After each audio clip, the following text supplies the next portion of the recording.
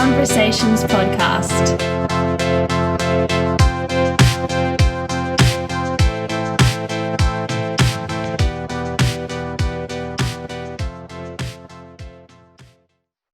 Hi, thanks for tuning in.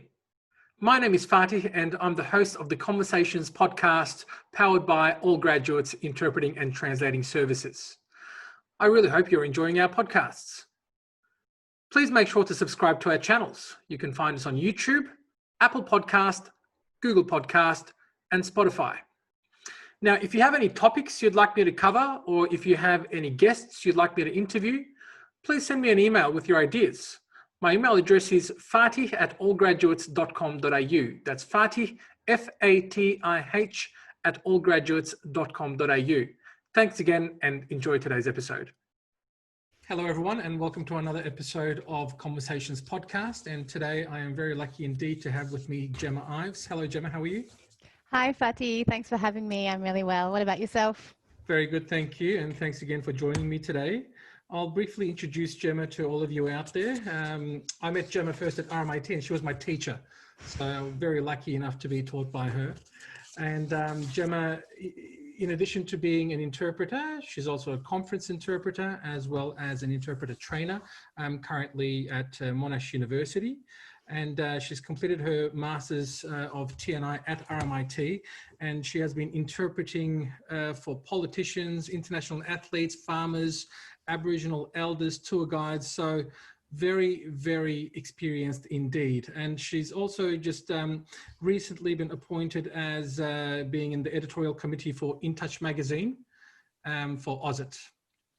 And we had a little bit of a chat with Hayley as well a couple of weeks ago. Yes, so I did listen to that one, yes. Thank you very much for making the connection. You're very welcome. Today, look, there's a lot of things we can talk about with you, Jemma, with your amazing background, but I want to particularly concentrate on video remote interpreting in a community setting today with you, if that's all right. Sure. Now, as we can all appreciate with COVID-19, the shift to video remote interpreting almost happened overnight, didn't it? Yes, it was certainly a steep learning curve, I think, for everyone involved, not just interpreters, but the users, the practitioners, the clients, and everyone in between on that long chain of command that we know exists in community interpreting. Indeed, from governing organizations to institutions, to practitioners and all other stakeholders, like you said. And I think it's still a work in progress. There's a lot that's been done in the last few months, but I think there's still a lot that needs to be done in order to get this as close to perfect as possible. Yeah, there's nothing like a crisis to certainly move things into action, mobilize the troops, so to speak. I saw a statistic the other day, one of the hospitals I visited, saying that there'd been a 2,100% increase in telehealth appointments. So that's pretty big. Well, yeah, I mean, telehealth was always there, but it was never being utilized for this purpose as much as it was, right? Yeah, exactly, yeah. And I don't think even a lot of healthcare professionals had any idea of telehealth even existing, let alone how to use it. Yes, I think some of the doctors have also, I mean, just like we have as interpreters, everyone's had to adapt, including the doctors. And, you know, they probably think that they've done all their training. They don't need to learn extra things on top of that. So, yeah, it's been a year of learning, I would say. Little did they know, they just had to add a little bit more onto their skill set. Yeah. Now, when you made the shift to video remote interpreting, were you ready for it? Was your house ready for it? Was your internet connection ready for it? Did you have the technology? Because it happened so quickly. I mean, were you actually ready for it? Well, I guess I didn't do a lot of video remote interpreting in the first couple of months of the pandemic, primarily because I was teaching interpreters and my main focus at the time was adapting to teaching online, which was enough of a challenge in itself. But that experience did get me ready for, I mean, it was basically the same thing. I was training interpreters to do interpreting over the video. So setting myself up in that way, but I had to upgrade my internet connection. I had to buy a new headset, which took, you know, it's not just a matter of going online and buying it, you have to do the research, find out what you're looking for, understand a little bit more about it, understand that you might want a headset which has, for example, noise cancelling properties and things like that. So, and then rearrange my desk around. It's something of a shared space. It is my office, but there are other things going on in here as well. So, yeah, there's a lot to do, I think. I definitely agree with you. I mean, I had to also upgrade my internet. I mean, it gave me the excuse, I guess. I was going to do it anyway, but I was like, oh, definitely can't do this on the good old ADSL. Yeah. And had to move the rooms around, like you said, had to make sure that I had all the applications that all kind of different institutions use or agencies use. Yep. And just having the know-how as well of, how to work with the software. Yeah, exactly. And it's not just like there's one platform. There's there's a multitude of platforms, at least 5 or 6, and they're all slightly different. No one had heard of Zoom in February, and now I don't think there's anyone who hasn't used Zoom, including relatives that I know in their 70s. So yeah, there's a lot to know, and they're all slightly different. I think as contractor interpreters working for all these agencies, every agency has a slightly different set of guidelines or standards or expectations. So we have to be very flexible and very adaptable as interpreters in general, and I think this has highlighted that fact. Indeed, and we've always been going on about professional development, how we always have to stay up to date with everything that's going on around the world, and this indeed is the perfect example of staying up to date with that, especially with technology these days, for sure. What are some of the challenges that you faced personally when we started doing this video remote interpreting overnight? I guess one of the main differences with interpreting, telephone interpreting is a whole other story, but if we compare video interpreting with face-to-face, because I don't know, I guess video is in the middle, we can't really say it's more like phone or more like face-to-face, but if we compare it to face-to-face, we're usually sitting, we're trained at university, we train interpreters at universities to, we have this sort of triangular setup where you have the practitioner and the client in an ideal situation, facing one another, talking to one another, and an interpreter in a sort of triangle to the side. Now, when it comes to video interpreting, you're looking at a screen, there's no triangle, the client it may not even know who's the interpreter, who's the doctor, who's the extra health professional there, who's present. So there's I think there's an extra need we're lacking some contextual information, so we need to make sure we're really clear about introducing ourselves, explaining our role. We might like to mention that we're working in a private space, because that's not clear. No one can tell that I'm sitting in a closed room, with the door closed, and things like that. So, and the other thing I think is a big challenge in video interpreting is eye contact. So we always talk about eye contact when we're training, and you're not really aware of eye contact when you're face to face with somebody. But on video interpreting, my camera on my all-in-one computer here at my desk is at the bottom, so it's very difficult to look below the screen at the camera. Naturally, I want to look at you. I want to look at the person in the video. So there's just extra things to think about. I definitely know where you're coming from. Like, I'm looking at you when you're speaking now, but I'm actually not looking at you because I'm not looking at the camera, right? So now you know that I'm looking at you, for example. Yeah. But yeah, it's so very important now. I think that whole setting the contract, professional introduction. If you're not already doing it out there as a practicing interpreter, it's really time to now to integrate that into your your routine of interpreting. I think it really will help clear your role, but also will comfort, especially the non-English speaker. For them, they must be really, out of their comfort space. Yes, and there's just certainly, we feel it in the streets. If you're going out, you feel it in the streets. There's a heightened level of stress. There's a heightened level of anxiety around in general. So you even detect this when you're video interpreting. The health professional is stressed. They haven't been led into the call properly, or somebody hasn't trained them properly on how to use the platform. And then, they're the one who's sort of meant to be in control. They're the one who's hosting the meeting or the appointment. And then, of course, as you mentioned, the non-English speaker often, of course, we're often working with elderly communities, very little computer literacy, and yeah, it's stressful. And that level of stress doesn't really lead to a great setting of rapport. So I think we have to, where possible, facilitate that by the introductions, by being really clear, by setting those kind of boundaries, you know, as you would do, or as you should do in a face-to-face interaction as well. You're definitely right when we say that, you know, the healthcare professional or the professional, they might have had very little training on this, and obviously the non-English speaker would have had zero training on this in particular. Yeah. I think within that triangle, the interpreter seems to be with the most training so far. Well, in some cases, but I mean, I imagine that there are many interpreters who are also really struggling with adapting and have that same level of stress. And, you know, we all have differing abilities in technology. And I mean, when you know, back in March, when it was week 1 of university, it was cancelled, and then we went to week 2, and from memory, that was cancelled too. And then it was suddenly like, okay, next week you're going to be teaching conference interpreting online. Like, I found that really stressful.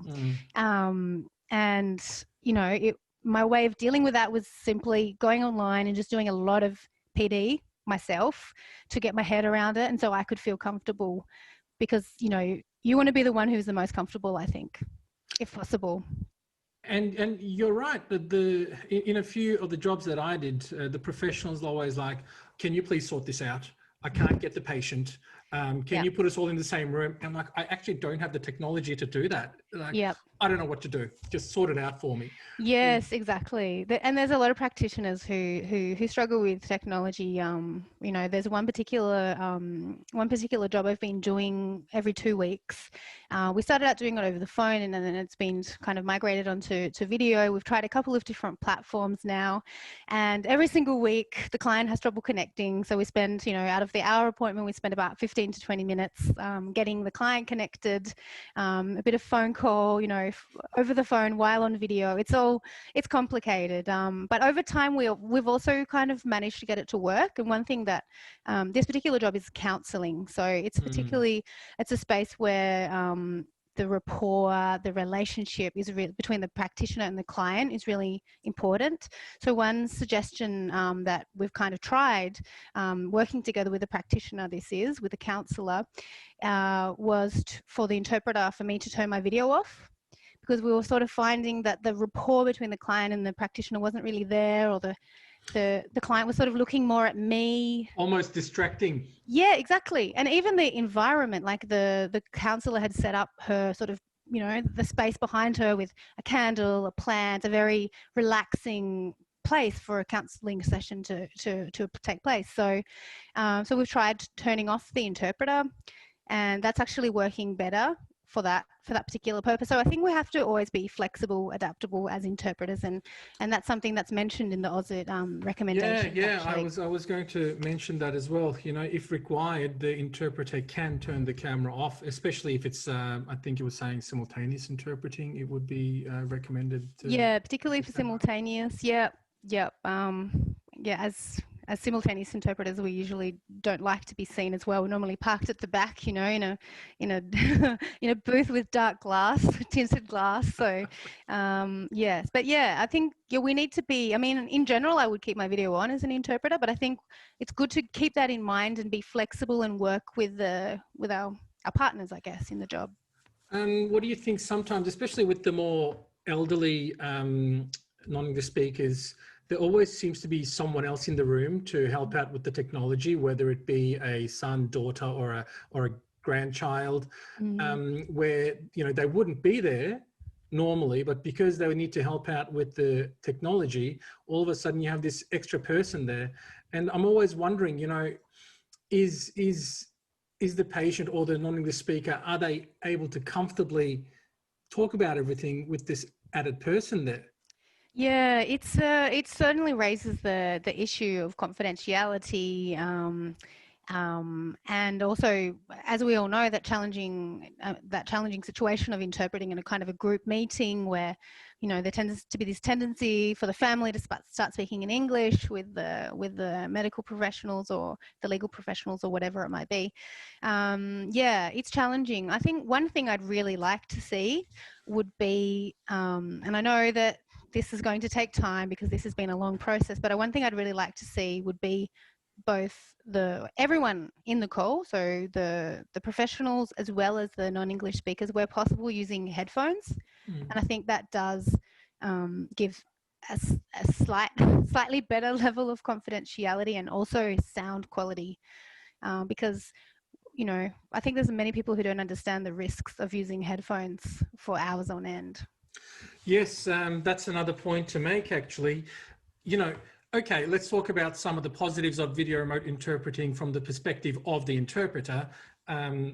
You're at home, from the comfort of your own home. If you had face-to-face jobs, you would have done 3, maximum 4 face-to-face jobs, if you're lucky enough to get the times right and the geography right from one point to the other. So now potentially you can fill out your entire working day with video interpreting. All right. Exactly. So you might do 7, 8, 9, 10. Who knows? Yeah. Yeah. You could, but you shouldn't. Yes, exactly. I wouldn't recommend it. So coming there, I mean, first of all, mentally, it's much more demanding, I think, than face-to-face, like cognitively much more demanding. Secondly, you'll be seated all the time. Okay, you're not moving around. You've always got your headphones on, and if it's not a good quality set of headphones, that could actually do more harm than good for you. Exactly. Right. Yep. And all of a sudden you think you're doing more work and it might be better for you financially, but then you've got all these other risks that you need to mitigate as well. Yeah. And I think that we really need to talk about these issues. Yeah, I mean, some of these things are mentioned by AUSIT in the AUSIT protocol for video remote interpreting, but they don't tend to be things that the language service providers really think about or communicate to the interpreters. So things like a comfortable chair. Really important if you're working at a desk all day. And, you know, people who work in offices know about ergonomics, but people like interpreters who are out and about in the field don't necessarily pay that much attention. So a good chair, a good set of headphones. I think it's really important to take a break from interpreting, you know, after every job, I would say. A walk around the block, go outside, get some fresh air. It's easy to get sort of working and not getting away from the desk. There's been a lot of research about acoustic shock as well. So that might be caused by one of two things. One of them is sudden loud noise, which is out of your control. So on the other end of one of the participants. And the other thing is being exposed to loud volumes through headphones for long periods. So these are all things to take into consideration. And one recommendation that's very easy to implement is simply lowering your volume. So there's a tendency, especially when you're stressed and when things are confusing, to turn up the volume on your end, so the volume you're hearing. But I think it's where possible, keep that in mind and keep lowering the volume. That's right. And also I think by lowering the volume as well, you'll be taking care of your own voice too. Exactly. Right. And, you know, if you're doing 6, 7, 8 plus jobs a day and you're talking so much, and all of a sudden, because, you know, you're hearing your voice now through probably your inner system as opposed to your ears, you've got the headphones on and you just want to speak louder. And I know that it just tends to happen, especially when you're doing job after job after job. And by the end of the day, you might really end up with a, you know, coarse voice, and you might end up with nodules in the long run if you don't take care of your voice. I mean, as much as tight neck, everything. Everything. I've been through it all. As much as I really like this idea of video remote interpreting, and it's working well at the moment, and it's providing a service, and I think it's going to be around for a while, even when we do go back to a normal. It might, you know, we might not do every single job with video interpreting, but it will definitely be more than it used to be, I think. It's not going away. Yeah, I think if there's any interpreters out there who are thinking, oh, I'm just going to wait for this to subside and then just go back to normal life, I don't think that's going to happen. Like, I think now's the time. If you haven't started doing video interpreting yet, you should really look into it. That's right. And we said, you know, many different agencies have different protocols and approaches, but at least now we have the AUSIT video remote interpreting protocols that we can all take as a basis. There's recommendations there for organizers, and of course there's recommendations there for interpreters too. So if you haven't already seen the protocols, you can download them from the AUSIT website, and I'll make sure to put a link on the description for the for this episode as well.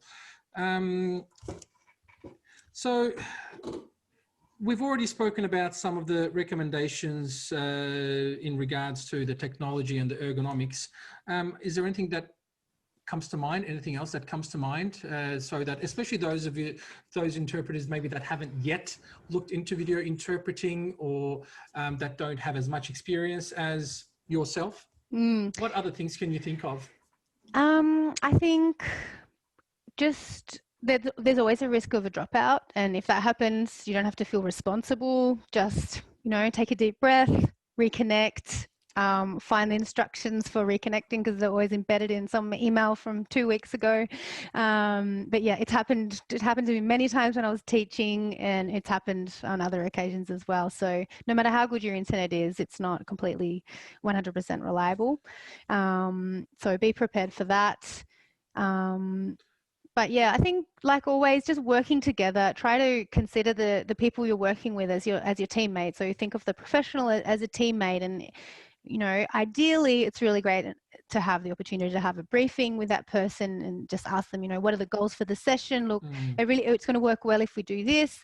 If this happens, we could try this. If I drop out, I'll be right back, so don't worry about it. You know, it's sort of setting up that kind of collaborative way of working, I think, really helps.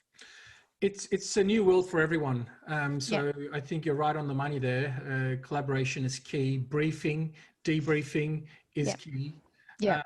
Another thing in regards to the internet connection, I think it's important to consider that you're at home probably with another partner who's also working from home, with children who are going to school from home, who are learning from, you might have children just on the PlayStation, you know, playing a shoot 'em up game that might eat a lot of data. So, you know, maybe when you have an interpreting job, if you can communicate with the other family members to take it easy on the internet a little bit, you know, for the duration of it. So again, like communication with your fellow co-workers, I guess, you know, in the same household as well. Yeah, definitely. Yeah, my partner plays the drums, and teaches drums as well. So yeah, there definitely has to be a bit of communication about that. I definitely can't interpret while the drum lesson is happening. So yeah, it's it's a stressful time. You know, I think everyone has been riding this very big waves of ups and downs, but yeah, I think one thing to keep in mind is that, in my opinion, video interpreting is much better than phone interpreting. I always feel very tired and stressed after doing any phone interpreting. Just that extra cognitive load of figuring out who's on the call, where they are they together, are they separate, what's the background, how old is this person a man or a woman? You know, all those questions you have to ask yourself while you're interpreting. So it's definitely better than phone interpreting. And I think, it's just easier to see someone, to gauge those non-verbal cues. There has a lot going for it. And although there are some challenges, I think it's worth persisting with video remote interpreting. I think so too. It's definitely given us a much better alternative to telephone interpreting. I guess telephone interpreting will always be there as well, but it's good to see that video interpreting has kind of stepped up into that position in between those two mediums. And I think what's going to happen is there's going to be a lot more research, a lot more protocols that will be released over time, and we will wait and see, and hopefully it just gets better and better. Yeah, I think it will. I think, it's been a learning curve, but it's only going to get better. So we'll get there. Indeed, indeed. Jemma, thank you so much for your time, and I look forward to speaking with you again. Thanks, Fatih.